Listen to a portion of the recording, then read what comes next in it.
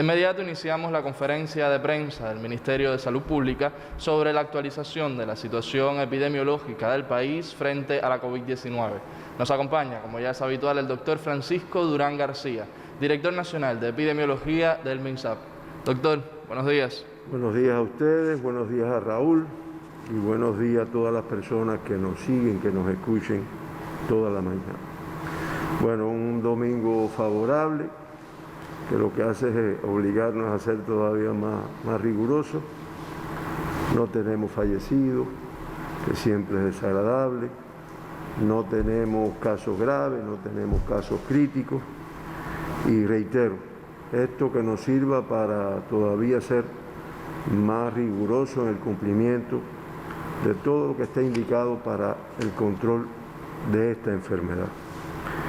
En nuestros hospitales se encuentran ingresados 98 pacientes, en vigilancia 7, sospechosos 48 y confirmados 43, o sea, activos. Es la cifra más baja que hemos tenido en el último mes, pudiéramos decir. En la atención primaria de salud se vigilan 84 personas por nuestros especialistas, nuestros profesionales.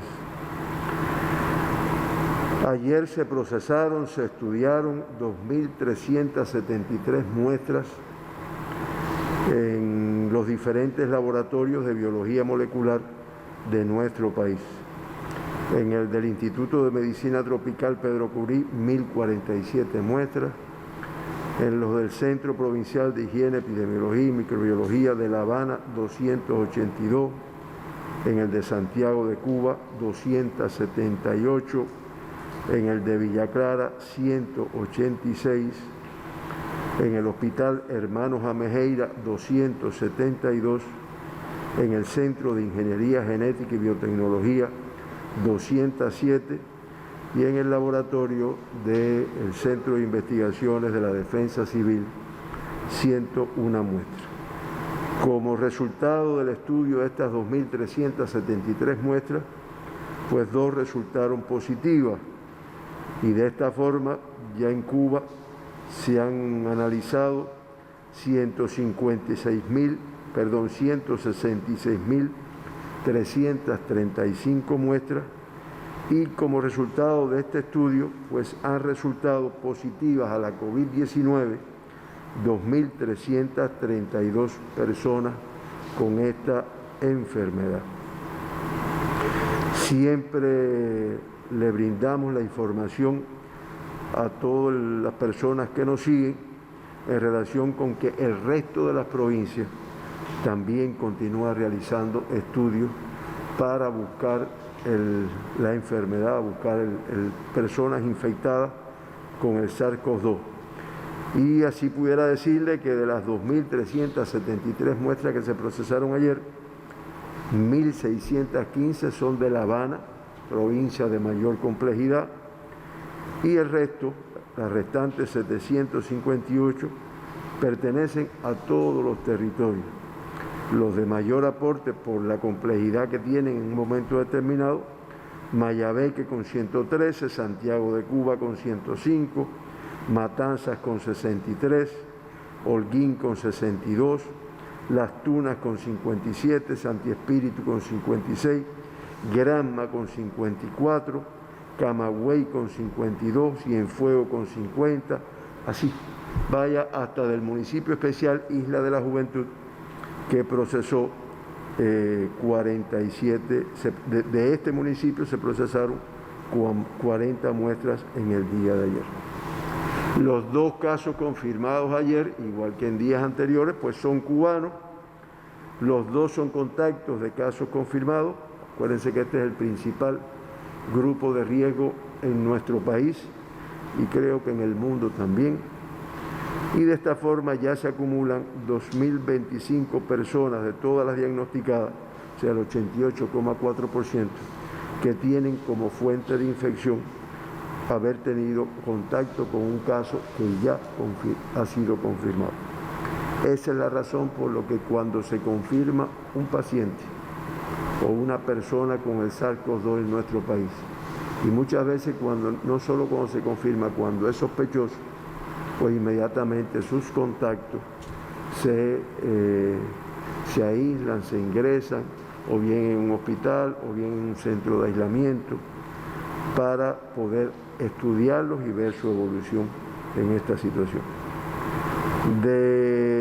Siempre mencionamos las personas que en nuestro país se han diagnosticado que tienen como fuente de infección el exterior de nuestro país, estamos hablando de 162, el 7,1%, y se mantienen 103 personas en las cuales no se ha podido precisar la fuente de infección, a pesar de los análisis epidemiológicos. De los dos casos diagnosticados, uno del sexo masculino, uno del sexo femenino, y ya del sexo masculino se acumulan 1.174, el 50,3%, del femenino 1.158, el 49,7%. Uno de los dos casos fue asintomático, ya se acumulan 1.259, o sea, el 54% de todos los casos diagnosticados en Cuba desde que comenzó la pandemia se han diagnosticado y en el momento de hacer el estudio han estado totalmente asintomáticos. Como siempre comparo, esto ha tenido una evolución diferente en el último mes, en los últimos 2 meses, y de los 91 casos que se han diagnosticado en los últimos 15 días, 69, o sea, el 75,8%, no tenían síntomas en el momento del diagnóstico. Fíjense, el acumulado es 54, los últimos 15 días es un 75,8%. Importante tenerlo en cuenta a la hora de nuestra protección. Se diagnosticó en el día de ayer, un niño de 4 años de edad, con este caso que se diagnostica, pues 253 niños diagnosticados en Cuba, todos con una evolución clínica favorable, sin complicaciones, y 245 altas. El 96,8% de todos los niños que se han diagnosticado en Cuba, pues ya se encuentran de alta clínica uno y epidemiológica, clínica y epidemiológica los otros. Los dos casos son de La Habana, uno del Cotorro, uno de Centro Habana, y de esta forma la mayor tasa de incidencia de casos sospechosos por 100.000 habitantes en los últimos 15 días, pues es lógico que sea La Habana, aunque ha ido disminuyendo. Al día de hoy es de un 3,98 por 100.000 habitantes, eso es inferior a la que tenía el día anterior. Mayabeque, que confirmó los casos que se mencionaron ayer, pues la tasa se incrementa a 1,3 por 100.000 habitantes, y Matanzas, que le queda un caso todavía de los diagnosticados en los últimos 15 días, pues con una tasa de 0,14, que es inferior a la del día de ayer. De esta forma se mantienen, como siempre decimos, 13 provincias y el municipio especial Isla de la Juventud, sin confirmar casos de la enfermedad en los últimos 15 días.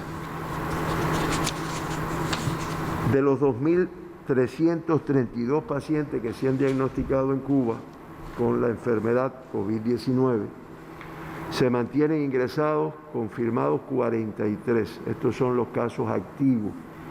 Como dije al inicio de la conferencia, la cifra más baja que hemos tenido en el último mes. Todos con una evolución clínica estable, por lo tanto, no tenemos ni críticos ni casos graves. Lamentablemente, siempre damos las condolencias por los 86 fallecidos que se han acumulado en Cuba como consecuencia de esta enfermedad, y eso da una letalidad de un 3,69%, que es una letalidad inferior en 1,35 con respecto a la letalidad que tiene el mundo, y de esta forma Cuba ocupa el lugar número 96 en la relación de los países con COVID-19 que tienen además fallecido, el lugar número 96. y 1,21 inferior con respecto a la tasa de letalidad de las Américas, de la región de las Américas, ocupando la posición número 19, igual que el día anterior.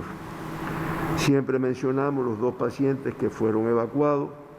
Un indicador positivo es que tuvimos 14 altas en el día de ayer en comparación con el número de ingresos y de casos confirmados, que fueron 2, y las 14 altas de aquí de La Habana.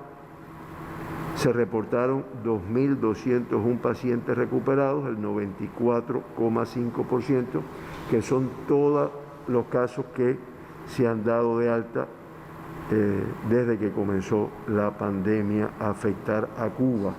O sea, 2.201 personas ya están de alta, la mayoría de alta clínica y epidemiológica, y una pequeña cantidad de alta clínica esperando la evolución de 14 días más en su casa.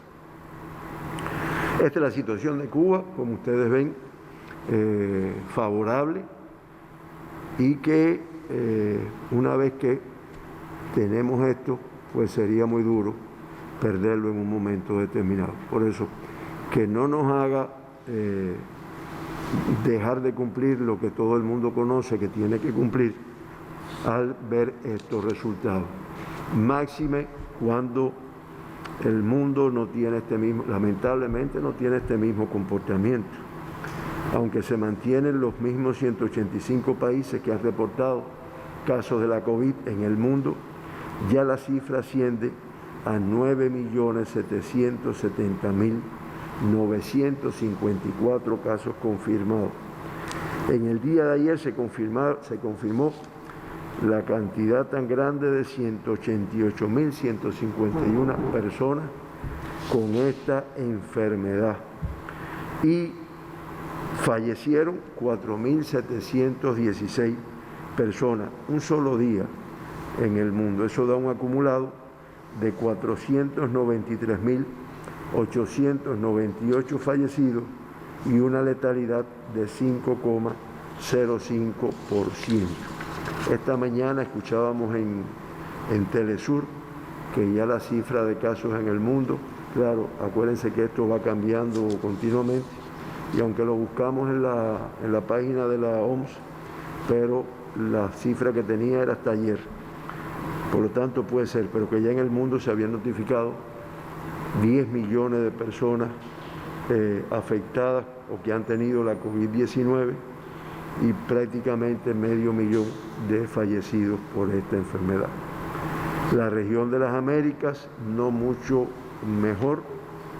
Ya la región de las Américas aporta el 50,53% de todos los casos del mundo, al notificar ayer 114.817 casos confirmados, lo que representa que se acumulen ya 4.936.787 confirmados en nuestra región. Con los 3.096 que fallecieron ayer como consecuencia de esta enfermedad, ya se acumulan 241.786 fallecidos, para una tasa de letalidad del 4,9%. Encabezan la lista de la región de las Américas y la lista del mundo, pues como hemos dicho otras veces, Estados Unidos de Norteamérica, con 2.467.837 casos, 45.527 en el día de ayer, solo de un país, y 623 fallecidos en el día de ayer, para un acumulado de 125.039 fallecidos en los Estados Unidos, como dije inicialmente. Brasil, en el segundo lugar, ya acumula 1.274.974 casos confirmados, 46.860 en el día de ayer, miren qué clase de cifra, superior a la de los Estados Unidos, y un total de 55.961 personas fallecidas en el gigante americano, como le dicen a Brasil. O sea, más 991 fallecidos en el día de ayer. Estos argumentos yo los doy porque nuestra población debe manejarlo para saber la magnitud del problema, la magnitud de la pandemia y por qué los resultados que ha tenido Cuba con las decisiones que se han adoptado, con el esfuerzo del partido, del gobierno, de todo nuestro pueblo, pues tenemos que consolidarlo, tenemos que preservarlo, cumpliendo las medidas de restricción que se han planteado. Hasta aquí nuestra información. No sé si tengamos algunas preguntas, Héctor. Así es, doctor, tenemos algunas preguntas para hoy. Comenzamos entonces. La primera nos la formula el periódico Juventud Rebelde y dice lo siguiente: ¿qué sucede si una provincia que estaba ya en alguna fase vuelve a tener casos positivos a la COVID-19, como sucedió con Mayabeque? ¿Qué se hace en esos casos? Una pregunta similar nos la envía la revista Bienvenidos de España, también le doy lectura. En el parte del 25 de junio se reportó positivo un caso en la provincia de Mayabeque y usted alertaba que esto puede ocurrir en otros territorios que ya se encuentran en la fase 1 de recuperación. ¿Bajo qué condiciones un territorio que ya se encuentre en esta etapa puede volver a retroceder en las fases? Miren, la definición de cuándo un territorio, una provincia, un municipio puede pasar a la primera etapa, puede pasar a la primera fase de la primera etapa, a la segunda, a la tercera, y en un momento pasaremos a la segunda etapa. Obedece, como se ha explicado, incluso nuestro presidente lo ha explicado en alguna intervención en la reunión del Grupo Nacional, a 5 indicadores. Uno es la tasa de incidencia de casos confirmados en los últimos 15 días, que realmente vaya teniendo una disminución en comparación con los últimos 15 días anteriores. Pero eso no es el único. Por eso yo digo que una provincia que está sin caso confirmado en los últimos 15 días puede tener en un momento determinado algunos casos, y lo más importante es que logre, como Mayabeque lo ha hecho, Mayabeque de conjunto con La Habana, porque son territorios fronterizos, lo han hecho muy bien.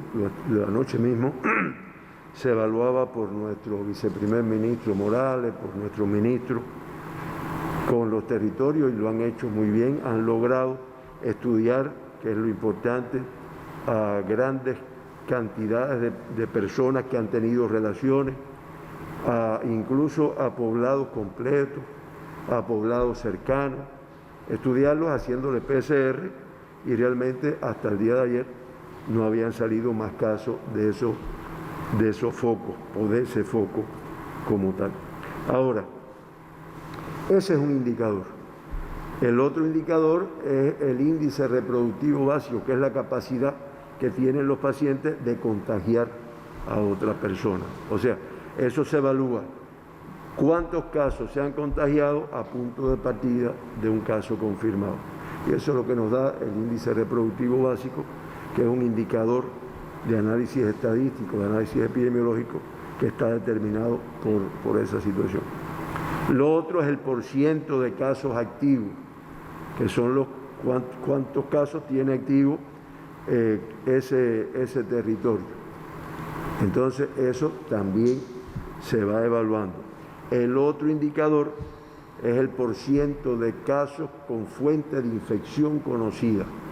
¿Que eso traduce qué cosa? El profundo análisis epidemiológico que se haga cuando aparece un caso y yo logro detectar cuántos se han producido, cuántos tienen relación con un caso.